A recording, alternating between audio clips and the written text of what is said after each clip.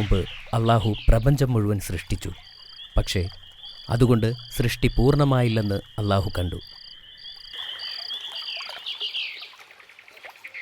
അതുകൊണ്ട് അള്ളാഹു മലക്കുകളോട് ഭൂമിയിൽ നിന്നും കളിമണ്ണ് ശേഖരിച്ചു കൊണ്ടുവരാൻ പറഞ്ഞു.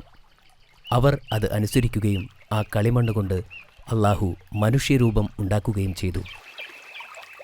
അള്ളാഹു അവനെ ആദം എന്ന് വിളിച്ചു. പക്ഷേ 40 വർഷം ആ രൂപം അനങ്ങിയില്ല. അത് അങ്ങനെ തന്നെ നിന്നു. ഇബ്ലീസ് ആ രൂപം കണ്ടപ്പോൾ ഒന്ന് അമ്പരന്നു. 40 വർഷം കഴിഞ്ഞപ്പോൾ ഒരു ദിവസം അള്ളാഹു ആദം നബിയിലേക്ക് റൂഹിനെ നൽകി. റൂഹ് ആദം നബിയുടെ തലയിലേക്ക് എത്തിയപ്പോൾ ആദം നബി തുമ്മാൻ തുടങ്ങി. റൂഹ് കണ്ണിലേക്ക് എത്തിയപ്പോൾ ചുറ്റുമുള്ള പഴവർഗ്ഗങ്ങൾ ആദം നബി കണ്ടു.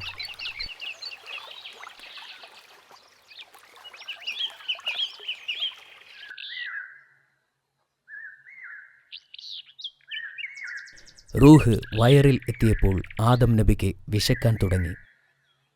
റൂഹ് കാലിൽ എത്തുന്നതിന് മുമ്പ് തന്നെ ആദം നബി ചുറ്റുമുണ്ടായിരുന്ന പഴങ്ങൾ കഴിക്കാൻ വേണ്ടി ചാടി. എന്നാൽ കാലുകൾ അനക്കാൻ സാധിച്ചില്ല. അങ്ങനെ ആദം നബി താഴേക്ക് വീണു.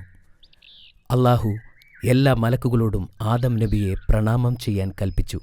എന്നാൽ ഇബ്ലീസ് ഒഴികെ എല്ലാവരും ആദം നബിയെ പ്രണാമം ചെയ്തു.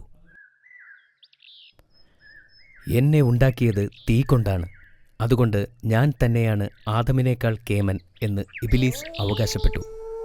അള്ളാഹു ഇത് കേട്ട് കോപാകുലനായി. അള്ളാഹു ഇബ്ലീസിനെ സ്വർഗത്തിൽ നിന്നും പുറത്താക്കി. ആ നിമിഷം തൊട്ട് ഇബ്ലീസ് ശൈത്താൻ എന്ന് വിളിക്കപ്പെട്ടു. അവൻ നരകത്തിലേക്ക് അയക്കപ്പെട്ടു.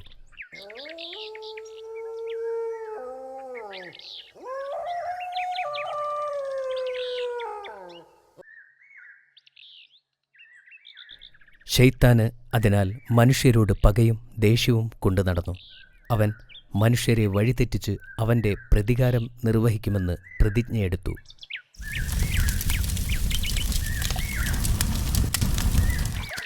അള്ളാഹു പിന്നീട് ആദം നബിക്ക് സ്വർഗത്തിലെ എല്ലാ ജീവജാലങ്ങളുടെയും പേരുകൾ പഠിപ്പിച്ചു. സിംഹം, ആട്, ഒട്ടകം, ആന, പ്രാവ്, മയിൽ തുടങ്ങി എല്ലാ ജീവികളുടെയും പേരുകൾ പഠിപ്പിച്ചു. അവിടെയുള്ള ഏത് പഴങ്ങളും കഴിക്കാൻ ആദം നബിക്ക് അനുവാദം നൽകി. ഒന്നൊഴികെ ജ്ഞാനത്തിൻ്റെ പഴം കഴിക്കരുത് എന്ന് അള്ളാഹു ആദം നബിയോട് കൽപ്പിച്ചു. അത് വിലക്കപ്പെട്ട കനിയാണ്.